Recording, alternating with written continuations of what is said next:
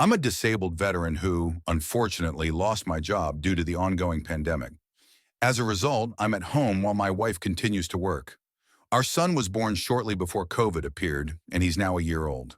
During this time, I've taken on all household responsibilities, from cooking and cleaning to doing the laundry to ensure everything runs smoothly. I've also been looking after our 9-year-old and 1-year-old kids, helping with their schoolwork and preparing their meals. My ex-wife and I had a tough upbringing, and we both wanted to give our children the kind of upbringing we missed out on. However, she had our last child to try to save our relationship, which was failing. I supported her decision to work more for extra income, but when the pandemic started, our financial situation worsened, and we had to move in with my mother to save money and reduce her workload. I didn't know she'd been seeing someone else since March. I began to suspect in April, and by my birthday in May I was sure. Her infidelity and lack of affection left me feeling completely alone. Now my kids and I live with my mom while she moved in with her boyfriend. It's been almost a month, but the pain of separation still lingers. My daughter has distanced herself from her mother, and my son shows no interest in her, not even asking for basic things like milk. They seem to have moved on from the initial pain, but I still feel terribly lonely. It's like walking beside someone, sharing a story, and then turning around to find that they've disappeared. 14 years feel like they've gone to waste. To cope with this, I focused on training, and I'm proud to say that I finally dropped below 200 pounds after many years. Now my main motivation is to keep moving forward for the sake of my children and deal with my emotions. I've also started writing poetry, but since she kept lying about her ongoing connection with the other person, I realized it's pointless to communicate with her. Despite the lingering pain, I hold hope for the future. Finding a lawyer is tough because my mom has trouble finding someone she can trust. I want to be careful and have full trust in the lawyer's professional abilities. Though my brother and mother have been a tremendous source of support through all my difficulties, I'm seeking advice here. She left me for a colleague, which initially led me to plan a separation agreement and consult a lawyer, but the high cost prevented that. I've taken a positive step by attending consultations for myself and my daughter, which is a good development to prepare for school. I've decided that she'll study reading and math workbooks to get back on track with her education. Meanwhile, I'm in thought and seeking advice. My soon-to-be ex-wife is currently in a psychiatric hospital, and while I hope for her recovery, I'm not sure it's wise for her to become more involved in our children's lives. She chose her partner over our 9-year-old and 1-year-old kids, and I'm concerned she might do the same with them at 10 and 2. While I initially wanted to support her, I'm now focused on my own recovery and not maintaining contact with her as her progress could hinder mine. I genuinely want her to get better, but I don't want to be present in this situation. Does that make me a bad person? I refrain from asking about her hospitalization reasons, but based on my past experience as a firefighter, I think it may be related to doing bad things. I plan to start the trial as soon as possible and stay by her side, sincerely hoping for her recovery, but I can't hide my anger at her for putting me in such a difficult situation. My children don't know the current situation, which deeply concerns me. To keep ourselves occupied, I organized a drawing evening, trying to understand why life has to be so tough. I see that our little son has suffered greatly from this ordeal. He's developed separation anxiety, which increases every time his mother visits him. Unfortunately, she doesn't seem to notice these problems, appearing suddenly after several weeks of absence. This situation is unbearable, and dealing with it alone is incredibly difficult. I miss the person she used to be, and it's a tough journey. Our daughter still unconditionally follows her mother's example. She admires her and wants to be like her. I understand that she feels some resentment due to the current circumstances, but I can't fully grasp her emotions. Over the past 2 months, my ex has visited them 4 or 5 times, even allowing them to spend the night at her new place. However, her messages to our daughter are one-sided, with all the conversations initiated by her. Upon reflection, I realized that I had overlooked these signs for a long time. It seemed like our daughter constantly showed disinterest, barely noticing my presence, and responding with only one word.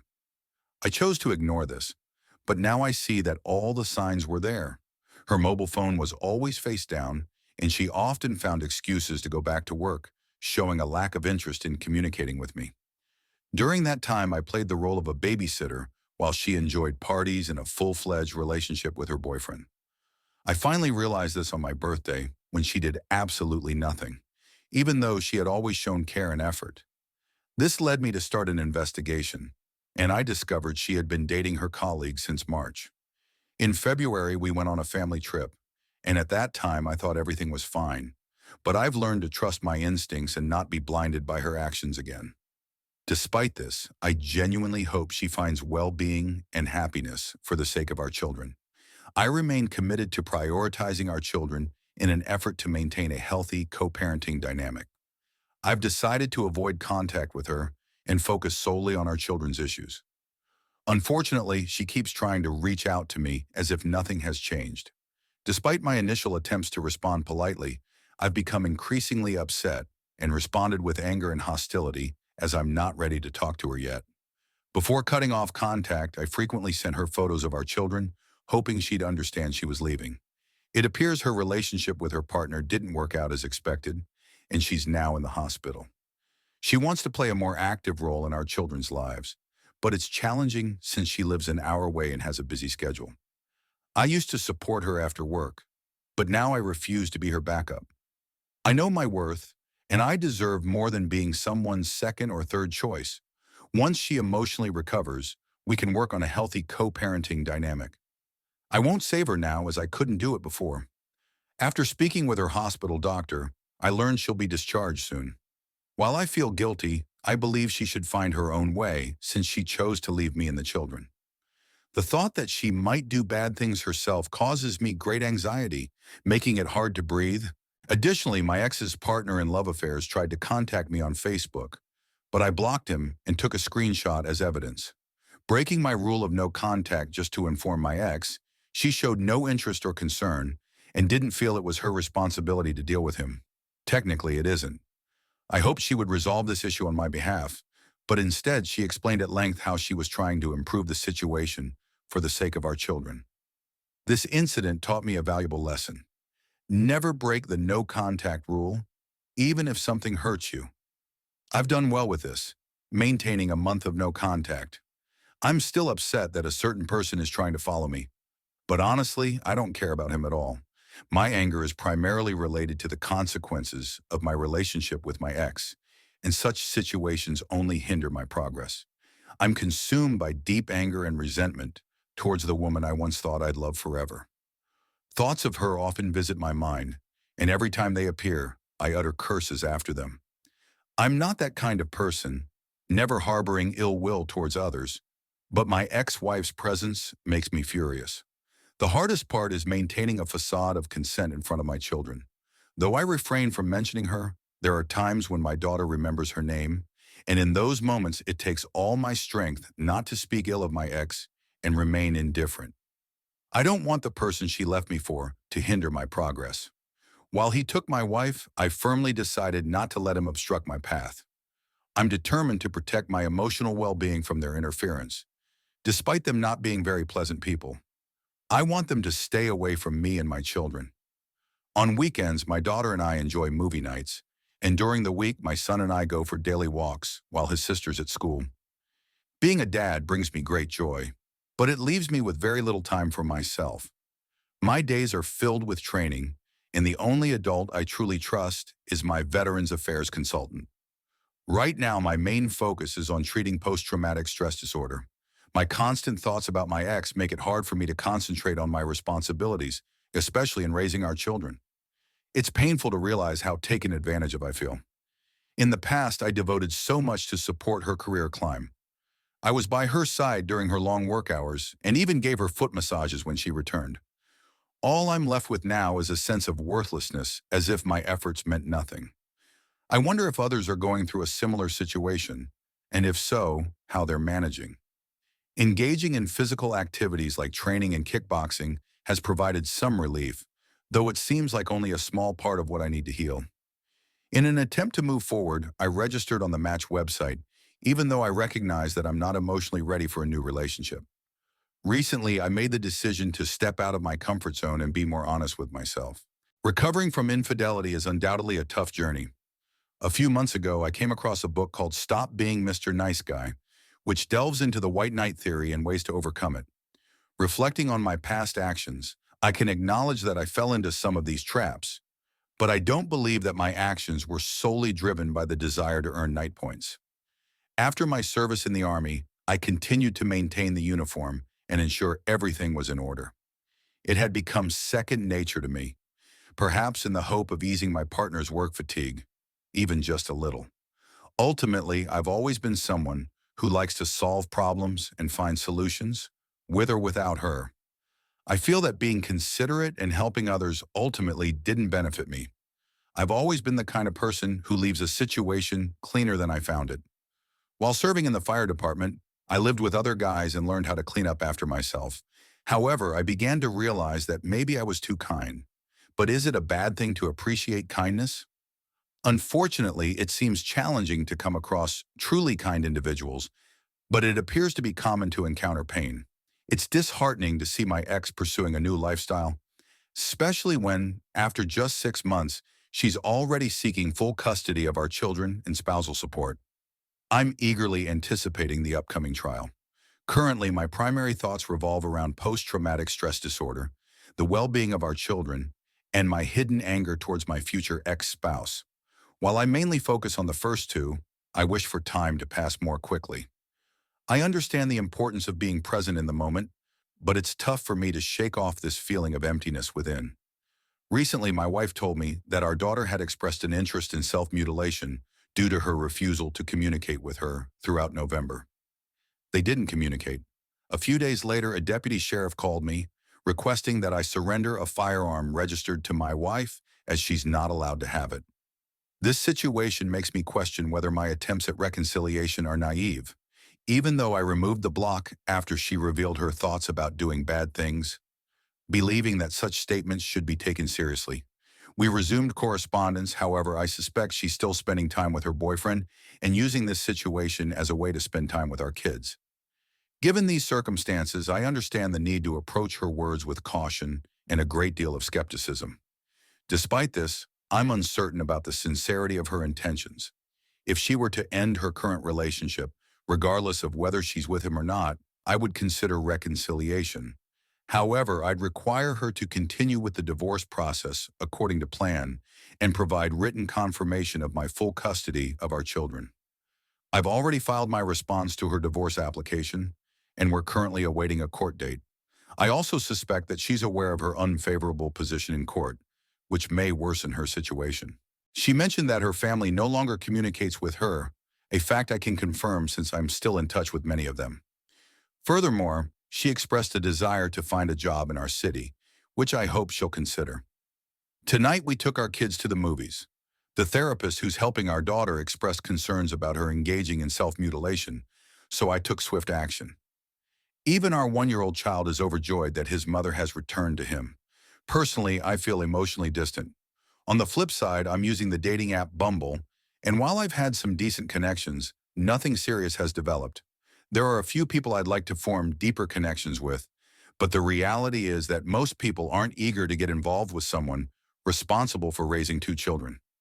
What's more, I worry about the possibility that, after months of building a meaningful connection with someone, my daughter might reject them. To be honest, if my daughter had rejected me, I would have ended this relationship.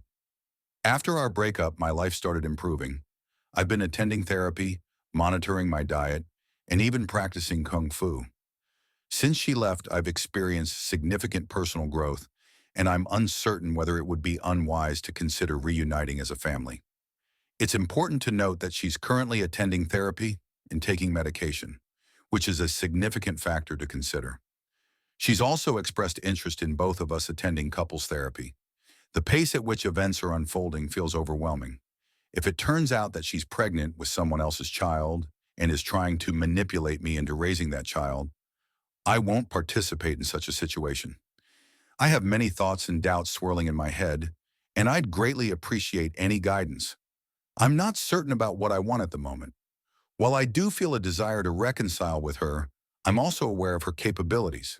My daughter's well-being significantly influences my decision-making process, so I need to proceed with caution. I can't make decisions based solely on emotions, but I must admit that my children's happiness is of utmost importance to me. If I had the opportunity, I believe it would be valuable to invest another 10 years in a relationship with my ex and put in a genuine effort. It's worth mentioning that although my ex is currently employed and I am not, my status as a disabled veteran with a low rating during our marriage has prompted me to seek help from Veteran Services. They recommended an increase in my rating, which could potentially lead to me earning more than my ex. In any case, such a rating increase would be highly beneficial for me. I tend to agree that becoming the primary caregiver for our children is the more likely outcome. However, given her recent attempts at doing bad things and the fact that I had to hand over her firearm, I believe this strengthens my case for gaining more custody. It's not just about the children's well-being, it's also about the foundation I've worked hard to build. I'm on a positive life path, with or without her, and I'm determined not to look back with regrets, feeling that I didn't do everything possible to keep my family together. She claims to attend therapy 3 times a week and take medication. In our 16 years of marriage, she never engaged in self-mutilation. But after our separation, she made 3 attempts. It's challenging for me to discern what to believe. She's aware of my past as a firefighter and the traumatic situations I often encountered. It's possible that she's using this knowledge as a form of manipulation. However, based on my personal experience, even if people don't resort to ending their lives in this way, they often inflict severe physical harm on themselves. Memories of the blood I witnessed still haunt me, and the taste of copper remains vivid in my memory. It was incomprehensible to see a physically strong and muscular man brought to tears, standing in his undergarments, holding onto his wife. I was left in utter perplexity. I recently had a conversation with my daughter, and she expressed a desire for our family to become whole again, with all 4 of us together. I told her that I wouldn't be able to forgive her mother if she continued the relationship and advised her not to set her hopes too high. I've realized that if I continue with the current approach, completely cutting off all contact, it will also affect the children. It seems to me that my negativity towards their mother is evident and has an impact on them. She may not understand the immense effort required for reconciliation, but that's my concern. I can't allow my ex to dictate the pace of my progress, just as I can't allow my kids to determine the outcome. Restoring our family at this point necessitates me setting an example and taking the initiative. It's crucial to demonstrate to my children that I won't succumb to emotional manipulation. Reuniting with this woman won't fix our family. It will only worsen the situation. This thought has been haunting me. How will my daughter perceive the relationship if she witnesses it? The toxicity might persist, and if her mother leaves again, the consequences will be even more devastating. Additionally, my daughter might inadvertently attract the wrong people into her life because she has already encountered such behavior. On the other hand, this situation can serve as an opportunity to teach them that love is not perfect. It's not a typical romantic comedy scenario. But if my ex is genuinely seeking guidance from therapists, I believe we have a chance, even if the likelihood of success is just 1%. I'm willing to attempt to restore our family. Of course, I understand perfectly well that all of this could backfire.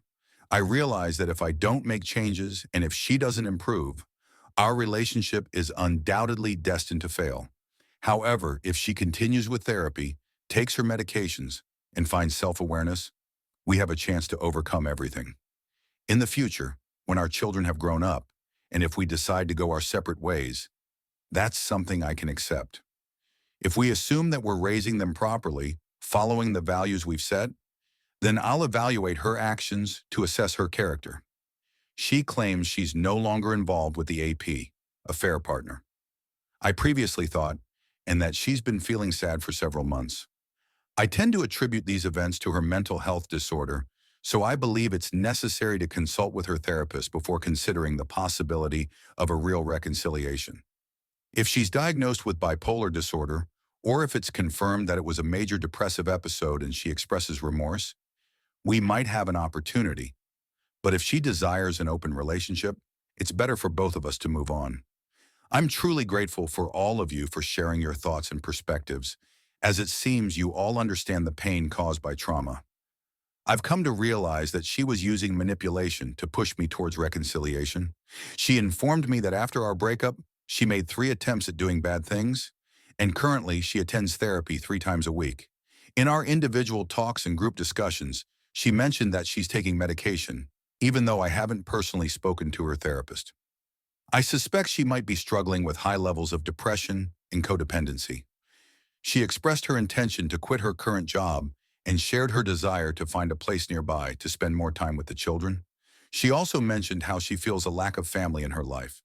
After a recent trip to the movies, she visited us several times, which brought great joy to our daughter. This made me decide to break the period of no contact. The school psychotherapist is worried that my daughter might engage in doing bad things, which is a result of issues stemming from her mother's rejection. On a positive note, my son seems to be doing well, but I can't help but miss her and wish to reunite our family. I remember how much she loved me, especially since we've been together since we were 18. Recently, she asked me out on a date, and although I agreed because she's making an effort, deep down I understand that I'm not emotionally ready for this.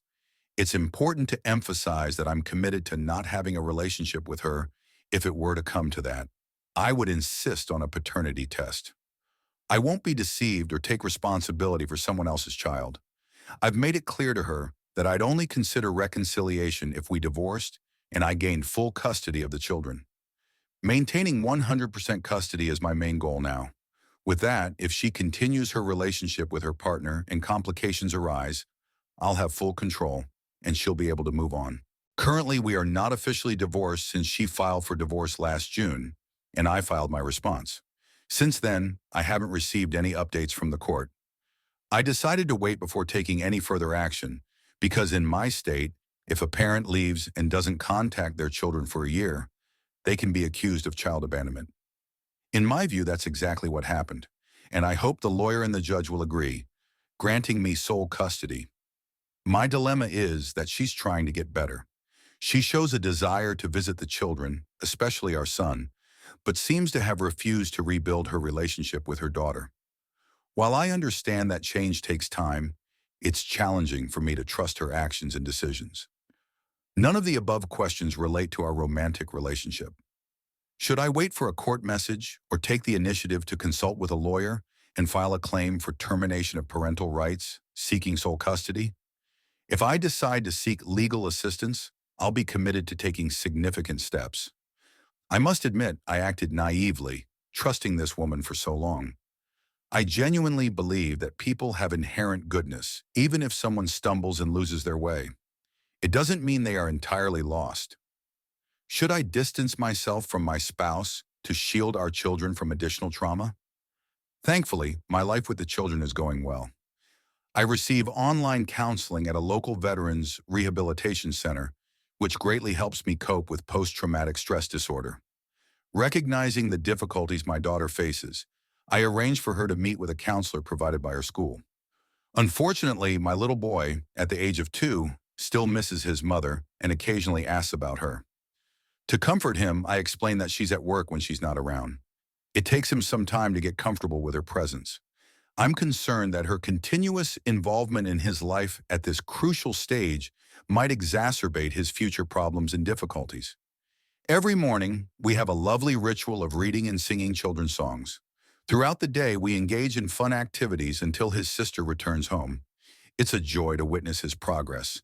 Every day he learns a new word, and overall, he radiates genuine happiness.